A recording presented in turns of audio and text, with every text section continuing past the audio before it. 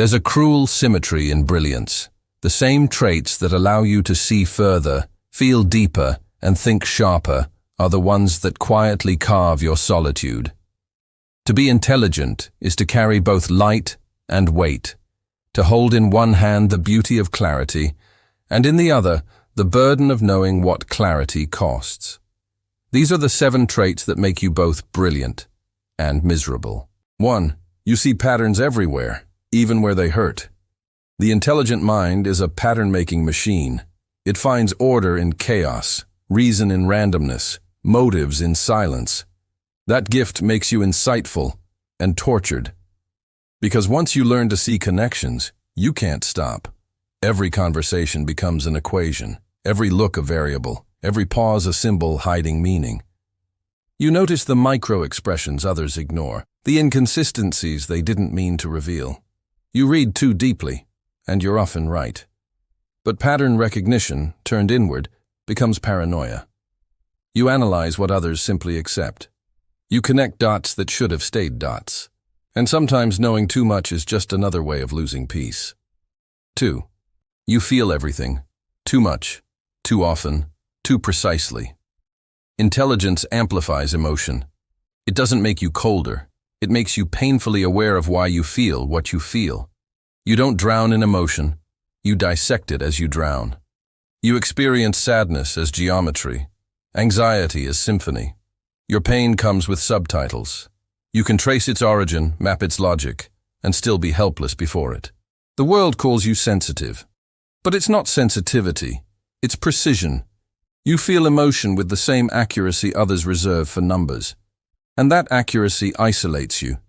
Because most people suffer vaguely, you suffer specifically. 3. You can imagine perfection, but reality never matches. Your mind builds cathedrals that reality can't enter. You can see exactly how things should be. Cleaner, wiser, kinder, truer. And then you walk outside and find the world made of crooked walls and broken promises. You crave alignment between what you see and what is. But life is allergic to symmetry. Reality always falls short of imagination. That's why intelligent people are rarely satisfied. They live in a permanent state of quiet disappointment, not because the world is bad, but because their minds can imagine something better. Perfection is a horizon that moves as you approach it. You chase it not because you think you'll catch it, but because you can stop running toward it. 4. You think faster than you live. The curse of intellect is tempo. Your thoughts sprint while life crawls. Conversations bore you. Routines suffocate you. Small talk feels like starvation. You spend more time in your head than in the room. You replay, predict, construct, dismantle. You talk to yourself in paragraphs. The result? Disconnection.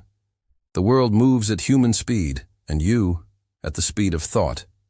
So you slow down out of mercy, not boredom. But that mercy becomes loneliness, because no one truly keeps up. And sometimes the greatest punishment for seeing too far ahead is walking there alone. 5. You crave truth, and truth rarely comforts. The intelligent are addicted to understanding. They crave it more than happiness, sometimes more than love. But understanding is not soothing. The deeper you look, the less stable everything becomes. Every truth births a contradiction. Every certainty decays into another question. You learn that behind comfort there's ignorance, and behind ignorance, peace. But you can't go back.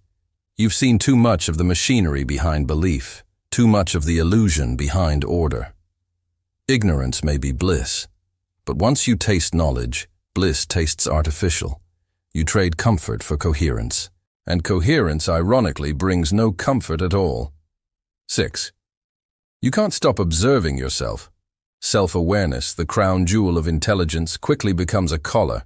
You don't just live, you watch yourself live. You narrate, evaluate, analyze. Every thought has a witness, you.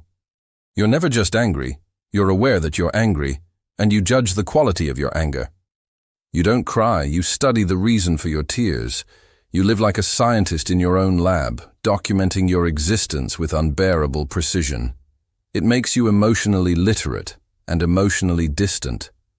because the mind that observes cannot fully participate.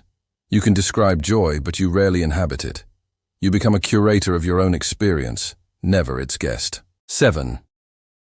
You search for meaning in everything, and often find none.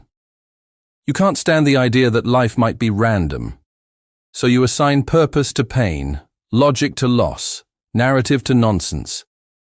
You need your suffering to mean something. Otherwise, what's the point of enduring it? But life doesn't always explain itself. Sometimes tragedy is just accident, and beauty just luck. Meaning doesn't always exist. It must be created. And that is the hardest truth for the brilliant to accept, that the world is not a riddle to be solved, but a canvas to be painted. Intelligence seeks understanding, wisdom accepts uncertainty, and happiness lives somewhere in between. You see, brilliance and misery are not opposites, they are neighbors. They share a wall, a door, sometimes even a heartbeat. Your gift allows you to see more, but sight without rest is suffering. So the task of the intelligent is not to think less, but to feel differently. To stop demanding that life be logical and start allowing it to be lived. Because in the end, you are not punished for your intelligence. You are punished by it, until you learn to wield it gently. This is high IQ society, where brilliance meets burden and turns it into understanding.